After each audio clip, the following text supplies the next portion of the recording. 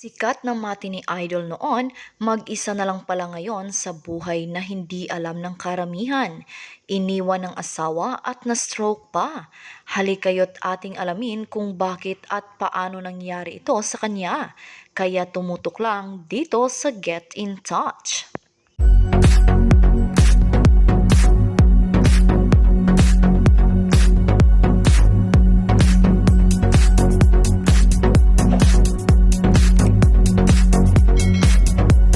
Taong 80s ay talagang tinitilian siya ng maraming kababaihan at sobrang sikat niya.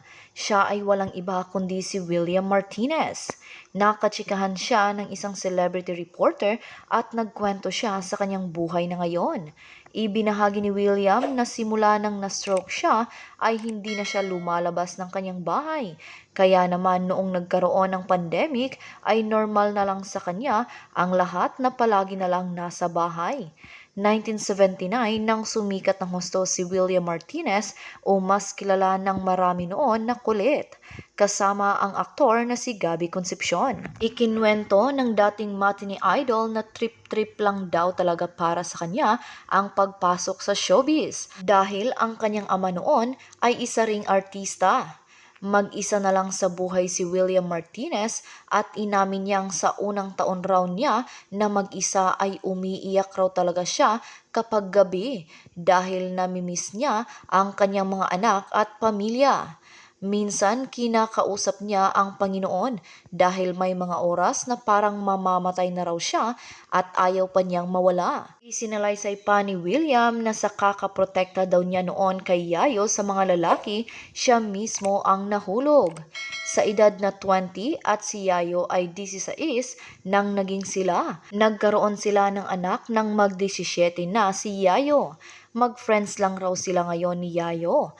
Pagkatapos ng 25 taon, saka naghiwalay ang dalawa at marami ang nanghinayang sa kanila. Nagkaroon na rin sila ng 4 na anak. Biniblame raw noon ni Yayo si William nang mamatay ang kanyang ina dahil hinabili niya ito sa aktor nang mga panahon raw na iyon ay nag-PBB raw si Yayo. Si William lahat ang gumagawa ng trabaho. Maiba raw ang iniisip ni Yayo kay William kaya galit raw ito sa kanya. Tulad na lang ng baka ng babae raw ang aktor pero pinabulaanan ito ng aktor.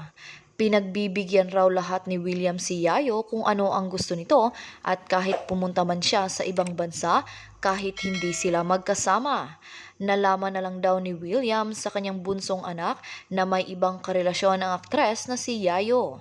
Nagulat ang aktor sa sinabing iyon, kaya pala gustong pumunta ng Amerika dahil may kachat na siyang ibang lalaki sa Amerika na dating boyfriend niya na isa ring Pinoy. Kinampihan pa raw si Yayo ng mga kaibigan ni William pati na rin si Lizelle, kumampi sa kanya na hindi raw nila kilala ang lalaki at sila mismo ay nasa Amerika. Noong mga panahon na iyon ay hindi pa sila hiwalay na dalawa at nung pagkabalik niya galing ng Amerika ay si Yayo na mismo ang nakipaghiwalay kay William Martinez. Kung tingin daw ng tao na siya ay babaero, hindi raw ito totoo. Ang hindi alam ng karamihan, naggaling pala ang aktor sa simbahan dahil naging seminarista pala siya noong araw. Samantala, nanligaw rin pala si William kay Maricel Soriano pero hindi raw siya nagustuhan ni Maricel nung una dahil akala niya ay babaero ang aktor. Pero nung time na nanligaw na raw siya kay Jackie Lo Blanco ay siyang selos naman ni Maricel kaya bumalik siya kay Maricel dahil binabato raw siya ng mga fans ni Maricel sa kakaselos ng aktres. At ang masaklap ay nagpapaligaw pala din si Maricel kay Rooney Ricketts ng mga panahon na iyon kaya give up na si William sa kanya.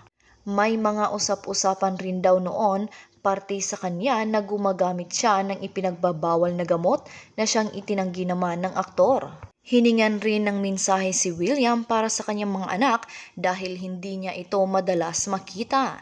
Ayon pa sa aktor, iba ang mundo Tas kumbaga, yung kasi yung ibang mga friends ko, Simon, He is a very good advisor and a very good friend.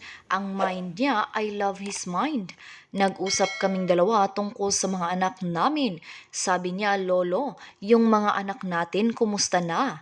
I tell him about my children. Ang acceptance niya, nung tayong mga bata, iba ang treatment ng magulang natin sa atin. Iba ang ginagawa natin. Nung bata tayo, kailangan magpakita tayo. Magpaalam tayo, ganun tayo eh. Kinalakihan natin luma eh. Modern generation na eh. Iba na. Ang mga bata, in their mind, they can survive without letting you know. You don't have to get offended. What you have to do is wait. Wait ka na lang. Kung maalala ka nila, mag-wait ka na lang. Pagbabalik tanaw pa ni William sa kanyang pagkakastroke, pag hindi ako naalala ng mga anak ko, umiiyak akong mag-isa.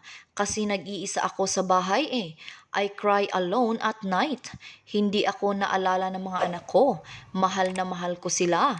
They don't remember me. Na-realize rin daw niya na kailangan niyang maghintay at hindi niya kailangang puwersahin sila na tawagan siya, magpakita sa kanya at puntahan siya. Dahil may mga buhay rin sila at kailangan niyang respetuhin ang desisyon ng mga anak. Hindi rin alam ng karamihan na 11 taon na palang mag-isa sa buhay si William Martinez. Wala na rin sa isip niya ang magkaroon ulit ng bagong kasama sa buhay. Ayon sa kanya, kasi kung baga, I promise myself I will only marry once in my life. I don't want to do it again. Kung baga, meron na akong chismis na affair, wala akong planong hiwalayan ang asawa ko at pamilya ko para sa babae lang. No, kasi ang asawa, asawa yan whatever happens. Your wife is your wife. Hanggang mamatay ka na, yun na yun. Hindi ka pwedeng mag-asawa ka ngayon, mambabae ka ng iba, tas maghihiwalay at mag-aasawa ulit. Hindi ganun ang mind ko. Ibinuking niya rin si Albert Martinez na pareho sila ng mindset, kahit ang kanilang ama. Nang tinanong siya kung may natitirang pag-ibig pa siya para kay Yayo, napatawa ang aktor at sinabing, "Ha?" At sabay sagot, siya ang humiwalay, so accepted ko yon, respected ko siya. Yung feelings niya, ayaw na niya. Hindi niya ako mahal, so okay na yon. I was broken already. Na-stroke na ako because of that. Tapos na yon. Sa loob ng 11 taon, sinabi ni William kung paano siya nakakasurvive sa buhay at ito ang pagdarasal lang raw talaga.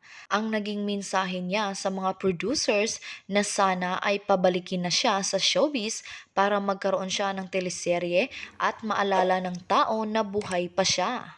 Ano ngayon ang inyong masasabi tungkol sa ating pinag-usapan? Huwag kayong mahiyang magbigay ng inyong reaksyon o komento sa comment section na ito. Kung ikaw at iyong kaibigan ay mahilig sa mga celebrity updates, ay huwag kalimutang mag-subscribe, i-like at i-share sa kanila para maging updated din sila. At ikaw din huwag kaligtaang pindutin ang bell button para lagi kang mauuna sa mga bago kong uploads na video. Makakapanood din kayo ng mga dati kong videos sa pamamagitan ng end screen at I button sa itaas. Maraming salamat sa palaging pagtangkilik sa aking YouTube channel. Hanggang sa susunod po muli na pag-upload ko ng video, antabayanan niyo po ang lahat at magchika-chika tayo sa mga paborito niyong artista.